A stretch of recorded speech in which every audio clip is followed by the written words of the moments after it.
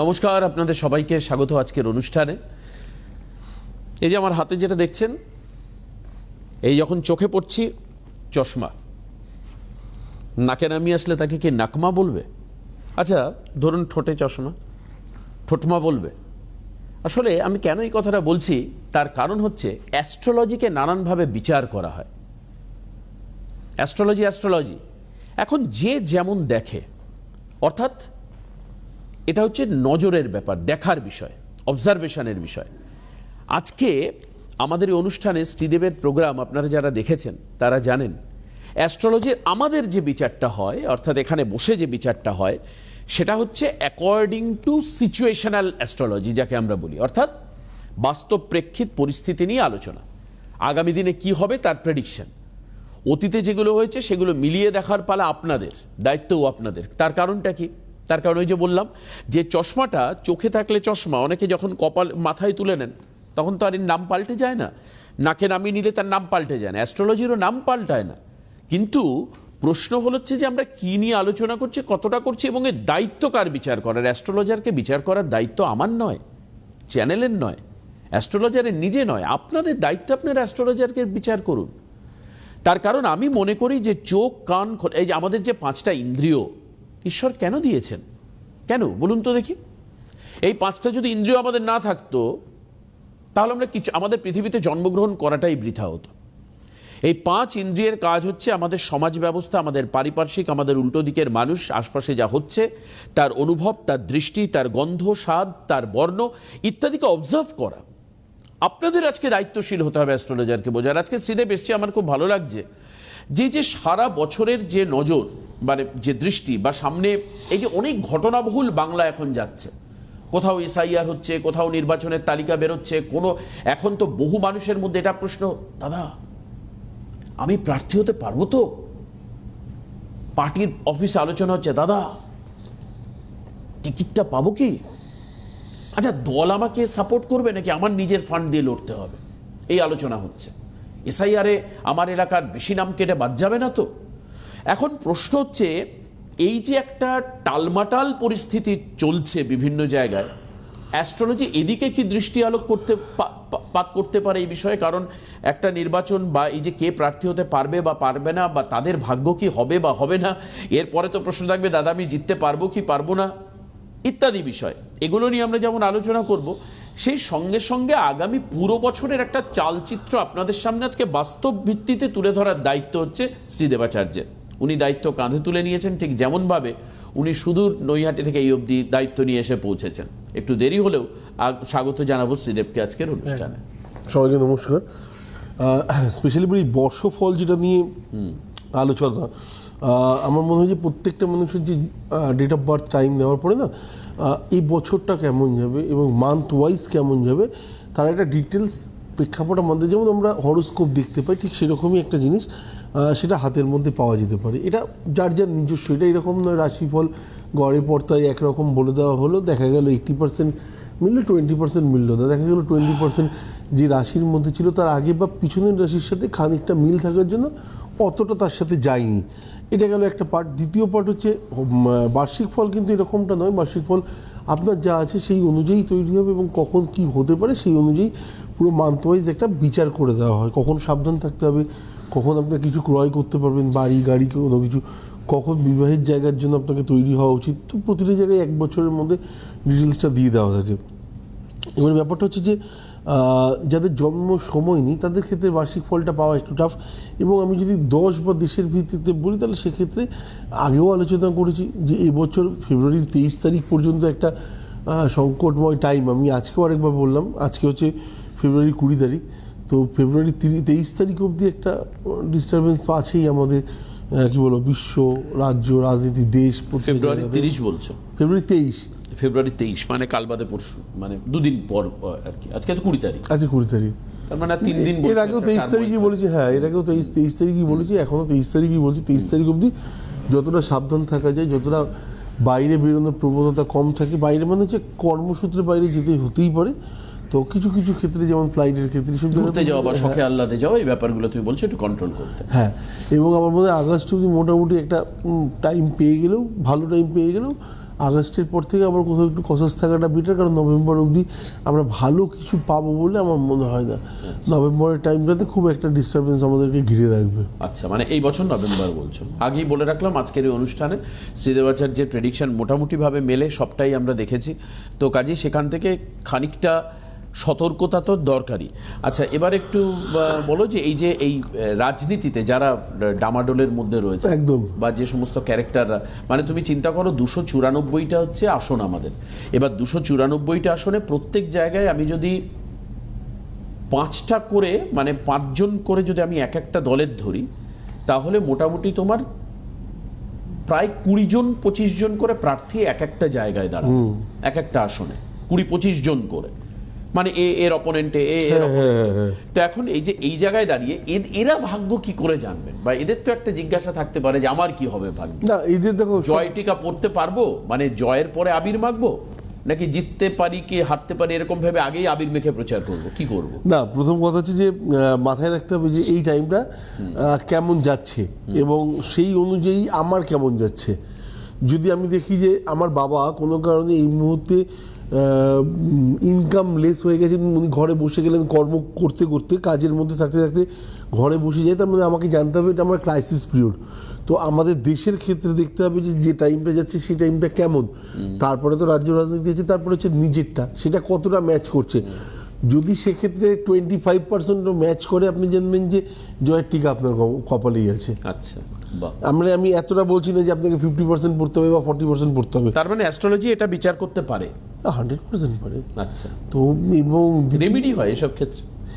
Remedy এইভাবে হয় না। আচ্ছা, এইভাবে এগুলো রেমেডি হয় না, রেমেডিটা একদম আলাদা আলাদা প্রসেস। আচ্ছা আচ্ছা আচ্ছা। তো এটা গেল একটা। না মানে ধরো বললো যে আমি জিততে পারবো কিনা, আমাকে রেমেডি দিই। রেমেডি না না না, এরকম হয় না। এবার আপনার এটাকে আরো স্ট্রং করতে হবে বলে জ্যোতিষীরা অনেক সময় অনেক কিছু কি বলবো দিয়ে দেন, এটা ভুল কিন্তু না। তাহলে তো আমারও ইচ্ছে হতে পারতো যে আমি দাঁড়াবো, আমিও ভোটে দাঁড়ালে সব কটা জিনিস পড়ে নিতে পারতাম, পড়ে নিয়ে আমিও জয়ের টিকা পড়তে পারতাম না, এরকম হয় না বাস্তব জায়গার যেটা। এবং দ্বিতীয় জায়গাটা হচ্ছে যে কোনো কারণে আপনি দেখলেন যে এই টাইমটা আপনার খারাপ, আপনার 15% মাত্র চান্স আছে, আপনি সেই জায়গা থেকে লড়ার জন্য দাঁড়িয়েছেন।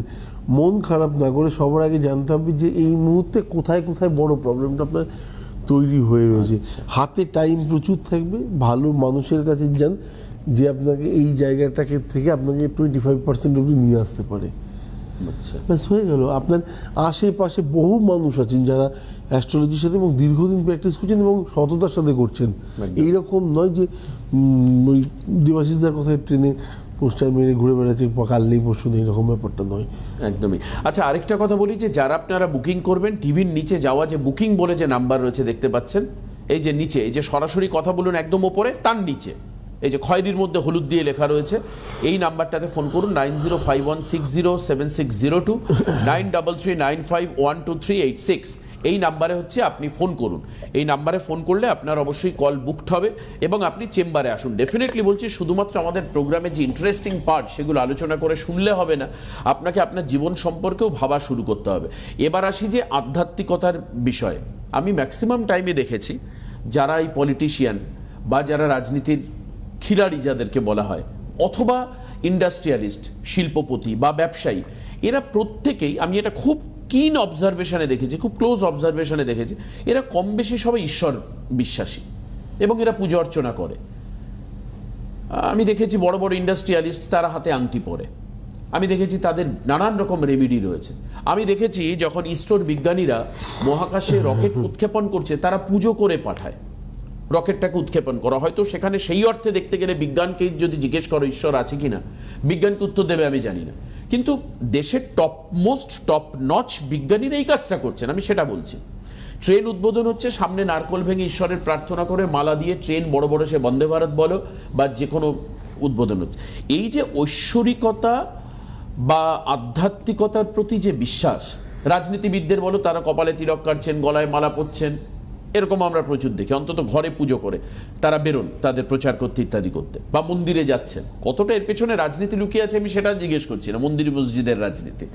কিন্তু এই আধ্যাত্মিকতা একজন মানুষকে তার লক্ষ্যে কতটা পৌঁছতে পারে, আমরা এটাও আপনাদেরকে বলে দিচ্ছি যে শ্রীদেবাচার্য কিন্তু অত্যন্ত বৃন্দাবন প্রিয়। শ্রীদেবাচার্যের মধ্যে একটা আকণ্ঠ আধ্যাত্মিকতা রয়েছে বৃন্দাবনকে কেন্দ্র করে, এবং শ্রীদেবাচার্য প্রত্যেক অমাবস্যায় তারাপীঠে যান। কাজেই একজন সাধক, মানে এই ক্ষেত্রে মানে মনন সাধক। আমি জিজ্ঞেস করি যে আধ্যাত্মিকতা মানুষকে কতটা লক্ষ্যে নিয়ে যেতে, আমার স্বপ্ন পূরণ করতে সাহায্য করে, আমার ড্রিম ফুলফিল করতে আমাকে হেল্প করে, বাড়ি কিনবো, গাড়ি কিনবো। একদম মেন ব্যাপার হচ্ছে তোমার কথা অনুযায়ী সে যদি মন থেকে যায়, মানে অন্তরাত্মা থেকে মন্দিরে গেল, সে একদিন যাবে হয়তো ততটা আনন্দ পেল না, দ্বিতীয় দিন যাবে খানিকটা, তৃতীয় দিন যাওয়ার পরে সে হ্যাবিচুয়েট হবে এবং সে তখন দেখবে যে যেটা বললে পরে কাজ হয় এবং যেটা সততার সাথে বলা যেতে পারে, মানে তার মধ্যে যখনই কেউ মন্দিরে না চাইলেই যেতে পারবে না। আচ্ছা, সব থেকে বড় কথা, যেমন শ্রীকৃষ্ণ একটা কথা বলছে, তোমার মুখ থেকে কৃষ্ণ নাম তখনই বেরোবে যখন আমি চাইবো তুমি আমার ভক্ত হও। তো তার আগে তো তোমার মধ্যে মানে পৃথিবী, কি বলবো, কালারফুল পৃথিবী নিয়ে তুমি ব্যস্ত থাকবে। তার মানে তোমার ব্যাপার হচ্ছে যখন তুমি ঈশ্বর জপ করছো, তার মানে সেটা তারই ইচ্ছায় করছো। একদম বাস্তব। তার মানে ঈশ্বর তোমার প্রতি তখন অলরেডি প্লিজড, কৃপা করেছেন, প্লিজড হয়েছে। খুব ভালো কথাটা বললে। তো এবার তোমার প্রতি ঈশ্বরের যদি বিশ্বাসী না থাকে না, বা ঈশ্বর যদি তোমার প্রতি নাই আসে, তুমি দেখবে তোমার কাজ, তোমার হাত দিয়ে যে কটা কাজ হবে বা যা যা কাজ তুমি করবে, সবাই তোমার বদনাম করবে এবং বাজে সমালোচনা করবে এবং বাজে কাজই হবে। আচ্ছা, দ্বিতীয় এবং তৃতীয় হচ্ছে যখন মৃত্যু হবে তখন পারদ্ধই তোমাকে এসে বলবে এই আমি তোর মধ্যে ছিলাম না, এবং কারণ তোর মধ্যে বিশ্বাসই ছিল না যে আমি তোর মধ্যে থাকবো এসে। তো এটা হচ্ছে মেন জিনিস। তো যে মন্দিরে যায় বা যে মসজিদে যান তার মানে খারাপ নন, তার পারদ্ধ তাকে ডেকেছেন এবং তার মধ্যে বিরাজ করছেন, এবং সে যদি মানুষের সামনে এসে, আমি ধরে নিই ভোটের নিরিখে অনেকে অনেক কথা বলে থাকেন, পরে হয়তো প্রতিশ্রুতি হিসেবেই থেকে যায়, যেটা কমপ্লিট হয় না, কিন্তু তার মধ্যেও দেখবেন তার চেষ্টাটা কিন্তু বহু অংশে আছে এবং সে চেষ্টা করে, আন্তরিকতার সাথেও চেষ্টা করে যে এই জিনিসটা যেন হয়ে যায়, আমি এটা কথা দিয়েছিলাম। ঠিক, মানে আমি এমন 2-3 জনকে চিনি যারা সিরিয়াসলি মন্দিরে যায়, ভগবানের প্রতি সাংঘাতিক বিশ্বাসী, নিজের দলের প্রতিও সাংঘাতিক বিশ্বাস রাখেন, সমস্ত কিছু, কিন্তু সে বারংবার যখন 2বার কথা দেওয়ার পর 3বারের বেলা তো যখন হয়নি, তখন সে বলেছিল যে আমি আর এই রাজনীতির পথে হাঁটবই না, কিন্তু তারপরেও দেখা গেছে যে রাজনীতির পথে উনি হেঁটেছেন এবং সেই জিনিসটাকে নিয়ে যতদূর পারা যায় লড়াই করেছেন বা এখনও পর্যন্ত করছেন। তো এরকম আমি একজনের উপমা হয়তো আপনারা সবাই জানেন, কিন্তু বহু মানুষ আছেন যাদের অন্তরাত্মা থেকে, আমি যদি আজ থেকে বছর কি বলবো 20 আগে চলে যায়, তাহলে আপনারা খেয়াল করে দেখবেন যে কোনো এক ব্যক্তি হঠাৎ তারাপীঠে চলে যাওয়ার জন্য মার্ক্সবাদ নিয়ে অনেক কিছু আলোচনা উঠে এসেছিল। যাই হোক, তখন সিপিএমেরই সময় ছিল। তো হয় তার অন্তরাত্মা থেকে ভগবানের বিশ্বাসী, সে যাবে নাটা কেন, বা ভগবান তাকে টেনেছে। এবং তুমি যার কথা বলছো তার কথা আজও কিন্তু রাজনীতিতে আলোচনা হয়, দেখো একদম মানে আলোচনা হয়, এবং তারা বলে যে হ্যাঁ ওই ভদ্রলোকের মতো বাম নেতা আমরা একটু কম, একদম বাস্তব, কম বেশি। আচ্ছা, একটা কথা আমাকে বলো যে এই যে ঈশ্বরের ফুল বা আশীর্বাদ, হ্যাঁ, এই আশীর্বাদ আমরা দেখেছি কেউ যখন কোনো বড় কাজে যায় সেটাকে সঙ্গে নিয়ে যায়। কেউ ধরো হাসপাতালে ভর্তি হলো অপারেশন করবার জন্য, তার কাছে আশীর্বাদী ফুল বা ঠাকুরের আশীর্বাদ বা ঠাকুরের জিনিসপত্র সে অনেক সময় পকেটে রাখে বা কাছে রাখে। কয়েকদিন আগে একটি ঘটনা, যার সঙ্গে শ্রীদেবের অত্যন্ত আত্মিক সম্পর্ক রয়েছে, সেরকম একজন মানুষের অসুস্থতায় শ্রীদেবও, আমি একটা পার্টিকুলার জায়গার নাম আমি বলছি না, সেখান থেকে বিশেষ উপকরণ নিয়ে এসে তার কাছে দেওয়া হয়। দেখা যায় যে সেই ভদ্রলোকের তারপর থেকে গ্র্যাজুয়াল ডেভেলপমেন্ট হয় এবং তিনি এখন অলমোস্ট সুস্থ। মানে আমি বলছি যে এই যে উপকরণগুলো দেওয়া হয়, তার মধ্যে কি ভাইব্রেশন থাকে গো, যে যার জন্য এরকম হয়?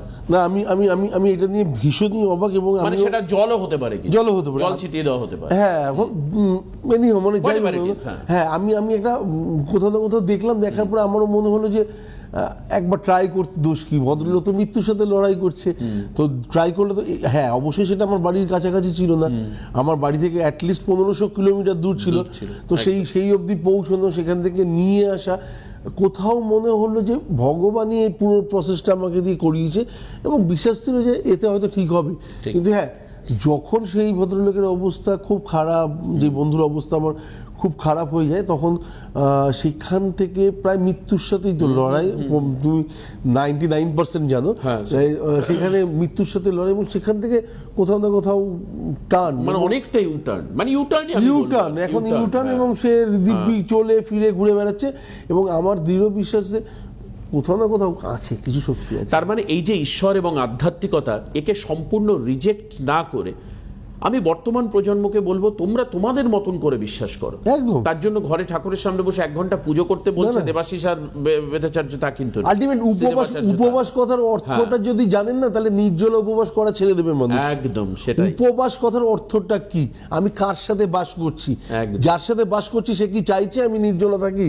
আমার অন্তরাত্মা ভগবান সবসময় বলে নারায়ণ, তো নারায়ণকে সারাদিন জলও খেতে দিলাম না, ফলও খেতে দিলাম না, খাবার দিলাম না, আমার উপোস করে আরেকজনকে আমি পুজো অর্ঘ্য দিচ্ছি কি করে? যাই হোক, আরো আলোচনার দরকার আছে। এই অর্ধেক কথা বলে লোকে ভুল বুঝবে। ডেফিনেটলি তুমি আলোচনাটা বেশ সুন্দর করছিলে, এইটা নিয়েই আমরা পরের এপিসোডে আবার আলোচনা করবো। আপনারা সঙ্গে থাকবেন। আজকে এখান থেকে বিদায় নিচ্ছি। ভালো থেকো, নমস্কার আপনাদের।